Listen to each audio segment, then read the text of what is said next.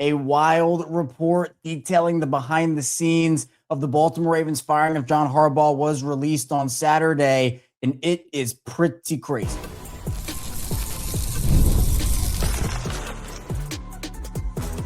You are Locked On Ravens, your daily Baltimore Ravens podcast.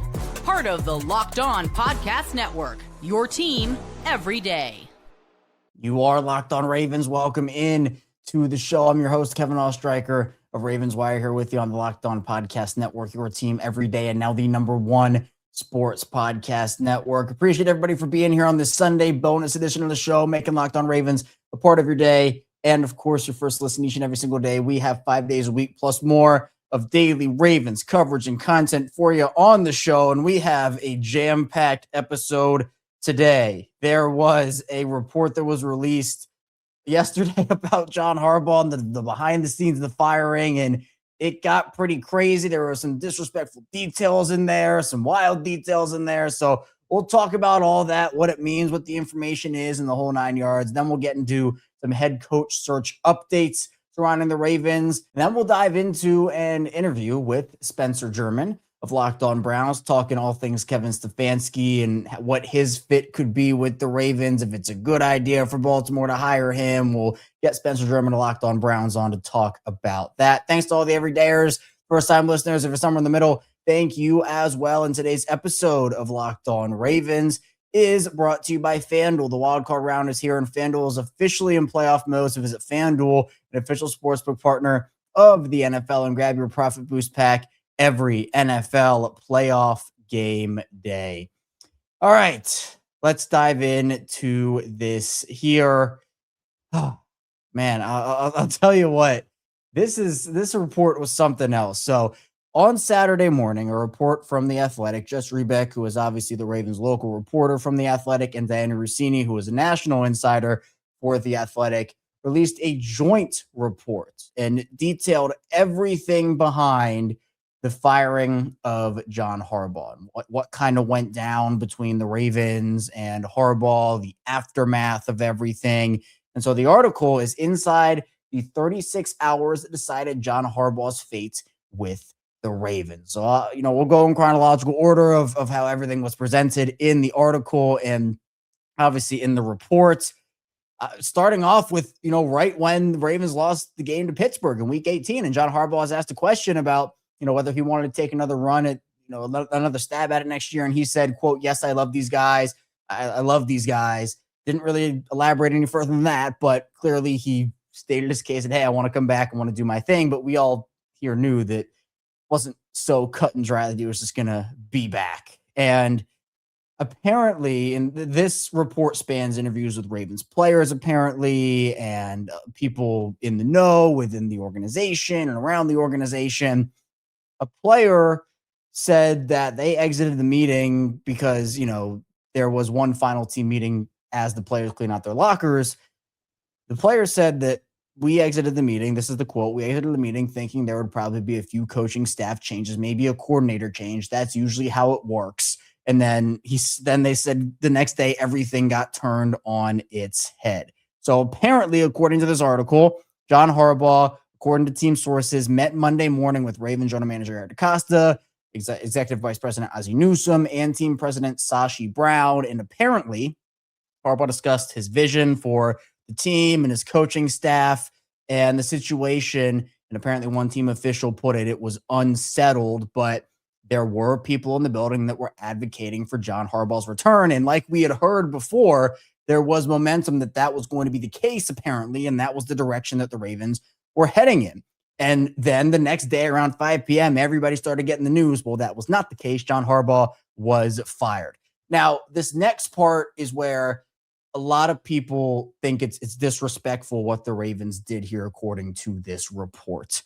So the article says, quote, "Harbaugh was fired by owner Steve Bisciotti in a phone call while the coach was driving from the team facility to his Baltimore County home, and it was neither a resignation nor mutual parting. He was relieved of his duties." And apparently there was nothing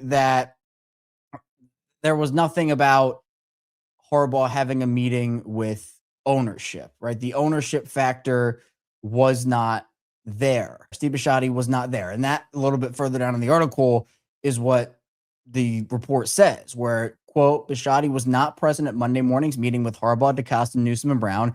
In fact, sources familiar with how the situation played out said Harbaugh never formally met with Ravens ownership before the final decision was made. He was never truly given the opportunity to present his case to Bisciotti to keep his job. And so people all across the social media world, NFL world, are like, you're firing a guy who gave 18 years to this organization in a phone call.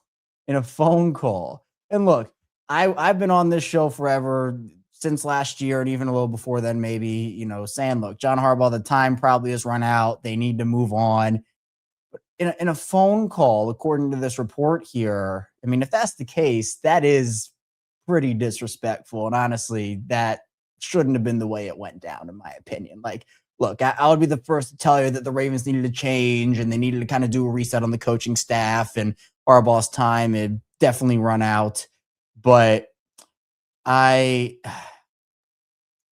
think that John Harbaugh, if that's the case, deserved better than a phone call. And I don't know if it was a situation in this report where, Harbaugh was at the facility and then he was going back and Bisciotti was like, oh, no, you're leaving. Don't, bother coming back or whatever. I don't want to, inconvenience you. No, I mean, that to me, even just saying that sounds weird. I mean, you call the guy into your office, you have a meeting. And again, there were other people who were saying the other part of that was disrespectful about Harbaugh not getting an opportunity to present his case. I personally don't think that about that part. Like the phone call part, yes. Like, again, if that's true, that is wild. But, like when someone gets fired, it's an ownership decision, and they don't have an opportunity to come in there, make a PowerPoint, and say, well, here's why, you're going to fire me. Here's why you shouldn't do that. Like, again, if the decision was made, the decision was made. I honestly don't feel like Harbaugh should have had a shot to provide his case. Like, an end of year meeting where they could have discussed the future of the team, that's okay. But, Harbaugh going in and having an opportunity to say, like, wait, this is why you shouldn't fire me. Please don't do this. That to me is like, nah, I feel like that's not, that's usually not what happens. Like when someone gets fired, they don't have an opportunity to say, hey, here's why you shouldn't fire me. But yeah, the phone call part is crazy. I'm still trying to wrap my head around that. And if that's the case, I just don't like how that went down. And again, some people are like, is this true? Is this not true? I don't know. That we've heard 10 million different iterations of how this all went down between the Ravens and John Harbaugh. And I think in these situations, we have to kind of take everything into account. Where is the information coming from? Is it coming from the Ravens? Is it coming from John Harbaugh's camp? In the case of Lamar Jackson, like, where's that information coming from? Because we know, like we talked about with Sam and Njoku, Lamar is a very tight-knit group of people. So if someone's saying something about Lamar Jackson, that come from his team? Is that coming from the Ravens or somewhere else? Like, we don't know that information. We don't know. And so, look, Jeff has been the pillar of consistency in the Ravens, press corps and, the beat reporter Baltimore job. Like, Jeff has been that guy. Diana, I don't know as much about her. I know from what I can tell, she's reputable, and I haven't seen anything about Diana that says otherwise. So I don't know. Like, a lot of people are like, is this really true? What to believe, what not to believe. But there have been a lot of different reports, probably coming from a lot of different sides of this whole situation. But like, The Athletic is reputable. Jeff is reputable. Like, Diana, from what I understand, is reputable. So it's a lot of information in this article that it talks about the what happened part of it, but also there are more things from players in it that I think are really interesting, because again, this article does speak to numerous sources, as it indicates, including league and team officials familiar with Baltimore's decision-making process, current Ravens players and coaches, and agents who represent Ravens players and coaches. And they say it's to try to piece together the 36-hour span that resulted in the end of highly successful Harbaugh's era in Baltimore. So coming up, we'll continue to dive into what this article says, and we'll also, of course, dive into some updates on the Ravens head coaching search. So stay tuned, plenty coming up on Locked On Ravens. Nobody knows your money goals better than you. Robinhood puts you in control of your money with tools that work as hard as you do. Locking in on every opening, beating your PR, beating it again. Channel that drive into your money. Robinhood puts you in control of your money. Trade stocks and ETFs, options, futures, and crypto all on one platform. You can now build and execute your own trades from a desktop with Robinhood Legends advanced tools, or take advantage of the new Robinhood strategies with a tailored portfolio managed by a team of experts. You expect more from yourself. Expect more from your money.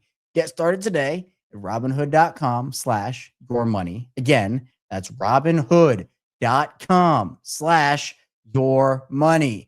Your money, your move. Moving along here, Locked On Ravens. Kevin Oestreicher still here with you on this Sunday bonus edition of the show. Hopefully you're enjoying your weekend so far. Lots of playoff action on deck today. 3 games, had a heck of a slate yesterday. I mean, those were 2 incredible games, Panthers and Rams, and then the Bears and the Packers. And if you watched that Bears-Packers game, I definitely had some Ravens flashbacks. Brandon McManus pushing a 44-yard field goal wide right in a key moment, which just you get those flashbacks. And then the fourth quarter blown lead by Matt LaFleur and the Packers. You get those John Harbaugh flashbacks. So hopefully some more great football on deck today. Unfortunately, the Ravens not playing there though. But thanks so much for being here, making Locked On Ravens a part of your day again. As we have 5 days a week plus more daily Ravens coverage here for you. We have our regular show Monday through Friday, 6 a.m. Eastern time. Even in the offseason, we're a year-round show on Locked On Ravens. We also have bonus episodes on the weekend when there are headlines. We also do Locked On Ravens Squad Show twice a week with myself, Sam Njoku, former Ravens receiver Kaiser Ismail. We have instant reactions after breaking news and after games, and there are games. We have watch-alongs during games, so lots of content here for you on Locked On Ravens. Plus, if you want some extra add-on content, we have the Everydayer Club where you can get exclusive access to a one-on-one text chain with me. Got Discord server, ad-free episodes, Q&As every week, a lot there as well. So be sure to check out the link in the description, or you can go to the Locked On website and check out the Locked On Ravens page there. All right, let's keep talking about this article here from The Athletic. Jeff Zrebiec and Diana Rossini collaborating on this one. We talked about, the detail about Steve Bisciotti apparently firing John Harbaugh over the phone, which again, at this point, there's so much information out there about this, and there is so much differing information. I have no idea what to believe and what not to believe, because everything is contradicting something. And, this person says this and that person says that. We don't know where the information is coming from. But again, like The Athletic is reputable. Jeff is reputable. Diana, from what I understand, is reputable. So it's something that is definitely, we need to talk about it here. And there was a report very early in this situation where apparently Steve and John met all day, where, apparently that wasn't the case. And I don't know, but if this is real, where there was a phone call instead of Harbaugh being called into the office to get fired, I personally don't like that. I do think John deserved better than that. And that would be pretty disappointing. So that whole situation is disappointing, but there are also some things in this article that some players had to say, which I think are very important to talk about. And there was a team source that said it wasn't just one thing as it's being reported. There were a number of things that they felt needed to be fixed. And apparently Steve Bisciotti no longer saw Harbaugh, his longtime coach and friend, as the right person to do it. And apparently one player went to Steve Bisciotti's house for an in-depth discussion. Apparently Bisciotti took the advice and input of multiple players to get their thoughts on Harbaugh and the direction of the team. It's not clear, according to the article, if Steve Bisciotti spoke to Lamar Jackson, but apparently there is a Ravens veteran that confirmed that other players have urged Lamar Jackson to be more vocal with Ravens decision makers about matters affecting the team. And I think that's a really good thing. I feel like if Lamar is a little more vocal, and again, this isn't me blaming Lamar for anything, I'm just saying, I think Lamar should have input. And I think Lamar wants to have input. I don't think he wants to run the team or anything, but Lamar is valuable in his opinion. His opinion is valuable is what I'm trying to say here. And I think that with Harbaugh out, I don't know the dynamic of everything, but I would hope that in the future, Lamar is a little bit more of a part of it. And I don't know how much of a part of it he's in the first place, but I'm just assuming based off of what was said here that, Ravens players or other players want him to be more vocal, or a version to be more vocal, that I assume that, he probably has some, he's talked to some people about some stuff, but maybe not as much as the players want. So that's something interesting. I saw a lot of people in my comments put the La GM, like for Lamar, La GM. It's kind of like what they do with LeBron over on the Lakers, where they say LeBron makes all the moves, and if LeBron doesn't like you, you're traded. I feel like that's what people want Lamar to do in Baltimore. But again, I'm not sure Lamar wants to run the team or anything like that. I don't know the dynamic between he and Eric DaCosta, but maybe that has a chance to become different with John Harbaugh no longer in the building. And the Ravens veteran said, quote, "He's the pillar of our organization," referring to Lamar. "Our hopes and dreams rest in his hands. You have to include him in the decisions more than any of us." And apparently this season, there was far more locker room grumbling about Harbaugh and other coaches than in previous years. We talked about Todd Monken in his interview on the Ryan Ripken show, where he took accountability, but we did see multiple pieces come out about him over the course of the season. But one Raven said that John Harbaugh's messages and meetings rubbed some people the wrong way and could be contradictory. And then the article continues and says, quote, "He said Harbaugh would challenge players to focus on the upcoming game, then go on a tangent about the future." And also, one player said Harbaugh also didn't necessarily click with some of the team's younger and more talented players. The quote saying, quote, "There wasn't the best relationship with your star players, but I don't think people were necessarily at the fed up stage. It's hard to please 50 plus guys, and when you're losing, everything is magnified. But I never had the sense that this was really bad, and he lost the locker room. Other guys might tell you differently." And apparently another veteran player agreed with that and called the notion that Harbaugh lost the locker room BS, and said that apparently that player said that the Ravens locker room was like others he had been in, where there were supporters of the coaching staff and dissenters, but that the complaints about Harbaugh were often trivial. And the quote says, that's always an easy blanket statement when a coach who has been there a long time gets fired, but I don't remember any instances where guys thought he lost the team." So and I honestly agree with that, where in Kadri Ismail, former Ravens receiver, he comes on a lot. He's part of the squad show. We have him on once a week.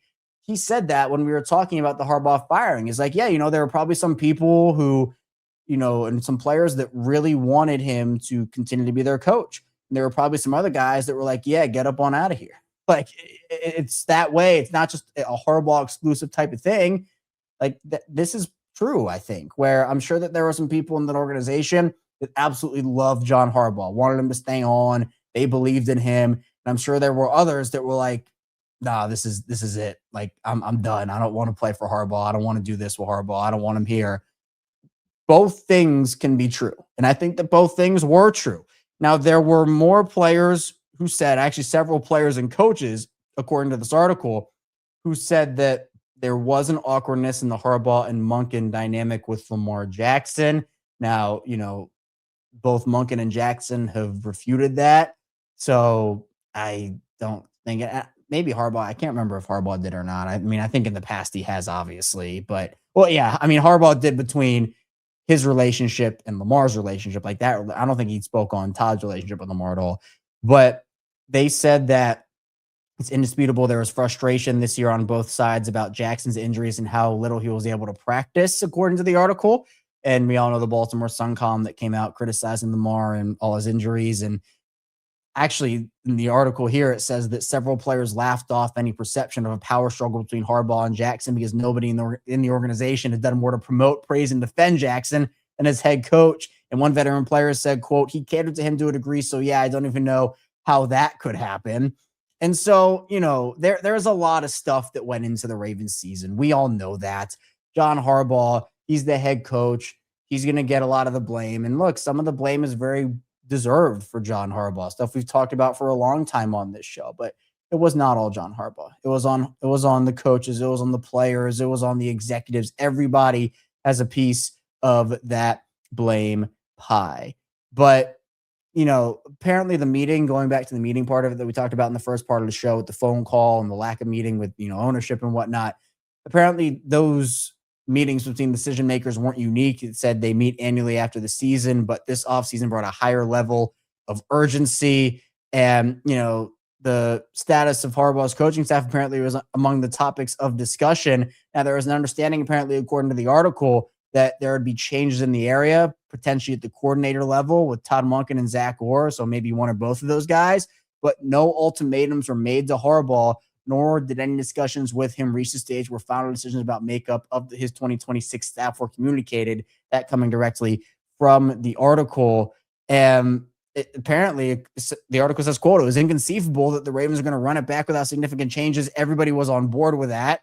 And then there were no assurances by Monday night Harbaugh was fired Tuesday afternoon.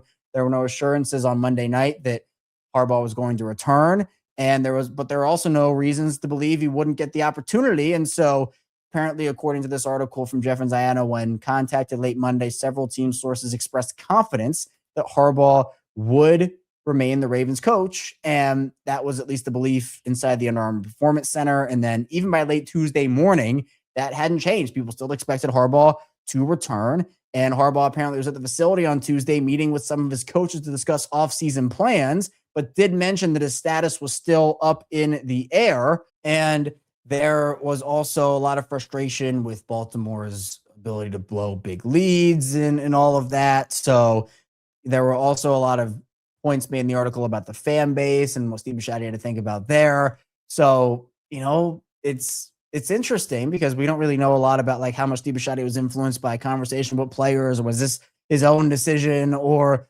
whatnot. But again, like this thing moved fast to the point where Eric DeCosta rounded up John Harbaugh's staff members and informed them of the decision. And one assistant coach said that Eric DeCosta fought back tears as he delivered the news. That coming from the article here. And they had a 5:50 p.m. video call with invitations to players, and that was where they were informed of the decision formally. One veteran a couple days later said the decision felt extreme and reactionary. Another said that he thought there were other steps to solve to take that 8-9 season, and questioned whether teammates realized how good they had it in terms of the culture and expectations that Harbaugh laid out. But he also did lose some support in the locker room, according to this article, and some players are welcoming new voices and new leadership. Now, Harbaugh, apparently, per several people close to him in this article, it says, is at peace with this decision. So, again, it's a split that needed to happen. It's been a crazy couple of days trying to figure out what's going on, what's real, what's not real. But, at the end of the day, and apparently also Steve Bisciotti, even though there wasn't a meeting that he and, that ownership and Harbaugh had before the firing, apparently on Thursday, Harbaugh and Bisciotti spoke in more depth. And that's because Bisciotti wanted to provide further explanation of his decision after the emotions had settled. But even still, like if the whole phone call thing, the guy who's coached for 18 years deserves to be fired in person. Like that's my opinion. That part was disrespectful in the article in terms of like how that all went down. But it's just, it's a crazy whirlwind, and the Ravens are going to have to go through. They already have a bunch of head coach candidates who they have interviewed. They have a lot more that they have requested. Actually, Mike Garafolo reported on Saturday that the Ravens are expected to request Jesse Minter from the Chargers. That has not been formal yet, but there are a lot of interesting names, like key offensive young minds like Clint Kubiak, key young defensive minds like Jesse Minter, who's apparently going to be requested. But you also have those experienced type play callers like Kevin Stefanski, who we'll talk about in the final part of the show, or maybe a guy like Robert Saleh, Brian Flores. You have different offensive guys, different defensive guys, young, veteran. There are a lot of ways they could go with this, and I'm interested to see how it all unfolds. In the final part of the show, we'll dive into a conversation with Spencer German of Locked On Browns about Kevin Stefanski and what his fit could be in Baltimore. So stay tuned. Plenty coming up on Locked On Ravens. First, the show is brought to you by FanDuel. The wild card round is here, and FanDuel is officially in playoff mode every game day during the NFL playoffs. FanDuel is giving customers even more ways to get in on the action, because right now, every NFL playoff game day, FanDuel users get a profit boost pack waiting for them inside the app. Each game day, you'll see a pack loaded with multiple profit boosts you can apply to the bets you like most. Open your profit boost pack first thing on game day and see what boosts you want to apply. The boost lets you lean into your game day instincts, whether you're backing momentum, defense, quarterback play, or coaching. The boosts give you more juice on the bets you already like instead of forcing you to bet something new. Every play feels bigger, and the boosts make your bets feel that way too. You make your picks and apply your profit boost to go after even bigger payouts while the playoffs get rolling. So visit FanDuel.com, an official sportsbook partner of the NFL, and grab your profit boost pack every NFL playoff game day. And the show is brought to you by Rocket Money. Let's be real, managing your finances can feel overwhelming between subscriptions you forgot about, bills that keep going up, and trying to figure out where all your money actually goes each month. It's easy to feel like you're losing control. And who has time to track every transaction or hunt down hidden fees? That's where Rocket Money comes in, the personal finance app that helps you take control, finds and cancels your unwanted subscriptions, monitors your spending, and helps lower your bills so you can grow your savings. I was shocked when Rocket Money showed me I was paying for a lot of subscriptions I had completely forgotten about. It's already saved me money. And I love how it tracks all my subscriptions, lets me cancel them right in the app with just a few taps. No more hunting down customer service numbers. Let Rocket Money help you reach your financial goals faster. Join at rocketmoney.com/lockedon. That's rocketmoney.com/lockedon. rocketmoney.com/lockedon. Continuing on Locked On Ravens, Kevin Oestreicher still here with you on this Sunday bonus edition of the show. Again, thanks for carving out some time for me here on your weekend. Hopefully it's been a good weekend for you. And if you have a friend or family member who is a Ravens fan, wants some daily Ravens coverage, be sure to send them our way here on Locked On Ravens. We're building up an awesome community, both video form and audio form, as well as on social media, where you can follow me at KalShacker34, Twitter, Instagram, TikTok, the whole 9 yards. Plus, we're doing the Facebook thing this year. We're trying it out. So be sure to follow me at Kevin Oestreicher over there. We're going to dive into a conversation with Spencer German about Kevin Stefanski and his potential as the Ravens' new head coach. The Ravens interviewed Stefanski, and it kind of came out of left field. So we had Luke Braun from Locked On Vikings. We talked about Brian Flores yesterday. I'm going to try to get as many experts from our network on as we can to talk about all these interview requests and interviews that are going on. So we'll talk with Spencer about Kevin Stefanski and what he could bring to Baltimore if he's the choice for the Ravens. Lots of names are being interviewed for the Baltimore Ravens head coaching position, and one that was on no one's radar. The team just announced it. There was no reporting on it. Kevin Stefanski, former Browns head coach, interviewed for the Ravens head coach position. And of course, I wanted more insight on what Stefanski brings to the table. So I brought here Spencer German, the host of Locked On Browns, to help us dive into a bit of Kevin Stefanski, how things went in Cleveland, and just why it didn't work there. So, Spencer, let's start just with what the Browns' identity has been in the Kevin Stefanski era. Obviously, some ups and downs over the course of Stefanski's tenure, playoffs and then pretty bad losing seasons. This year obviously didn't go according to plan, and a lot of things went wrong outside of Myles Garrett. What happened with Kevin Stefanski? Why didn't Cleveland see him as the leader of this team moving forward? And is that cause for concern for teams like the Ravens who are going to interview him or already have interviewed? Yeah, a loaded question, but there's it's a good one, and I think it's the right question to ask because Stefanski is, as you look at Stefanski's body of work here in Cleveland, there's definitely some good and there's definitely some bad. I think league wide people are looking and saying why would they fire this guy? He's a good coach. I think internally though, this year you saw some warts that made sense as to why they decided to move on. I was very much banging the drum of I think you can't really fire just Kevin in this situation because the entire team's bad.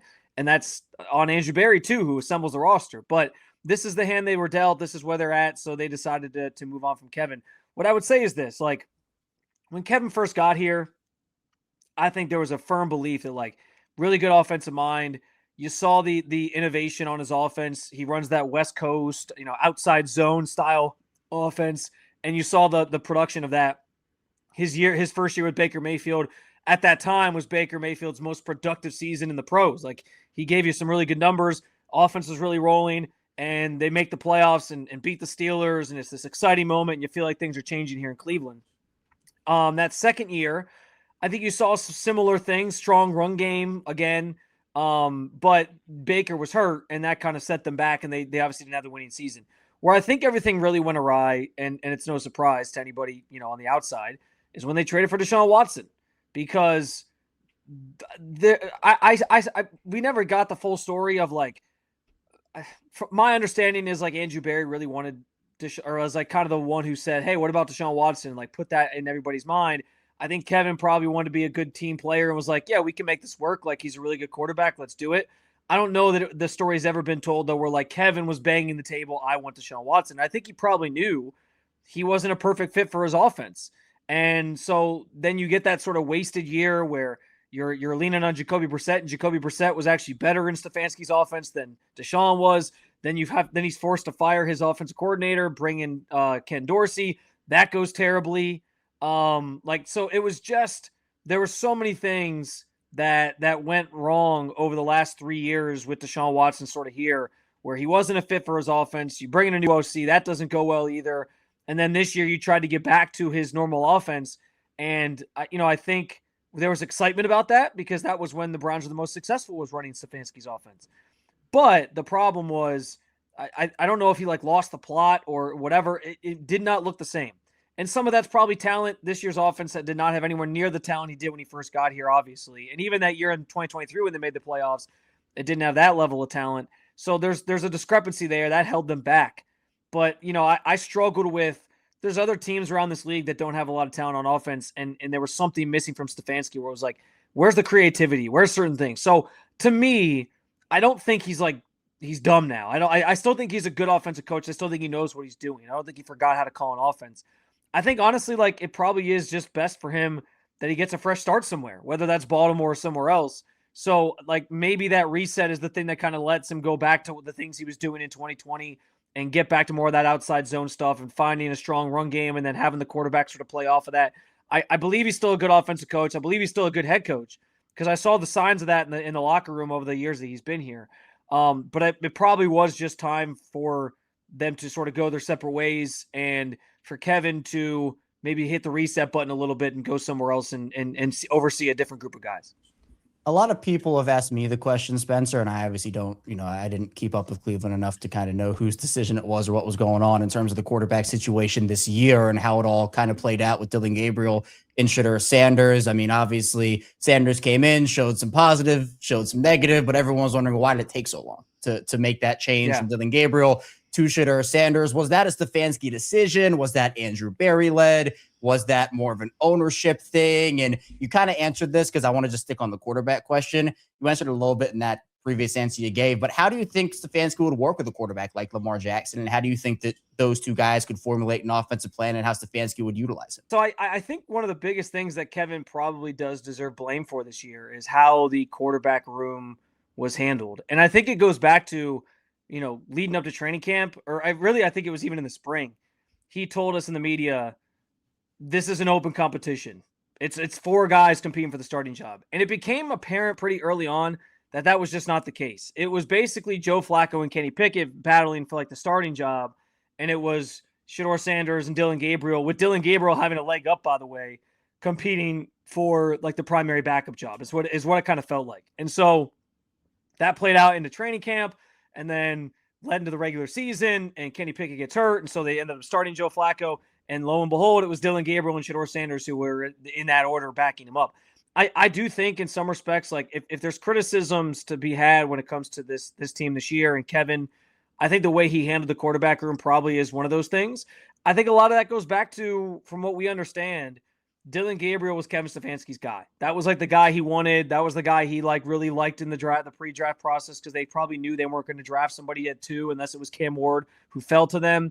So understanding that, I get why the head coach was prioritizing the guy that he probably liked better and maybe thought was going to run his offense better. It was, and from what I think I think this is probably at least somewhat true, was probably a little bit more ahead in terms of his development as a quarterback. I think that's fair to say, but it didn't work out. And then Shedeur looked like the better of the 2 quarterbacks. The offense just looked better under him. And so I think it's fair to ask, why wasn't this done sooner? As far as how he fits with Lamar, I've had my doubts about that too, which is why, you brought up, it was kind of a surprise that the Ravens just out of the blue were like, hey, we interviewed Kevin Stefanski, and everyone was like, what? Where did this come from? Yeah. Listen, I think it's fair to do your due diligence on a coach that you might think is good. Or maybe they view him as coming in as an offensive coordinator. But the style of play thing is where I have my holdup, because I mentioned it didn't work with Deshaun. It didn't fit with Deshaun. And Lamar's a better athlete, I think, than Deshaun Watson ever was, even at the peak of his powers. Deshaun was a good athlete, but I think Lamar's even better. I mean, Lamar gets compared to Mike Vick, for God's sake. He's really good.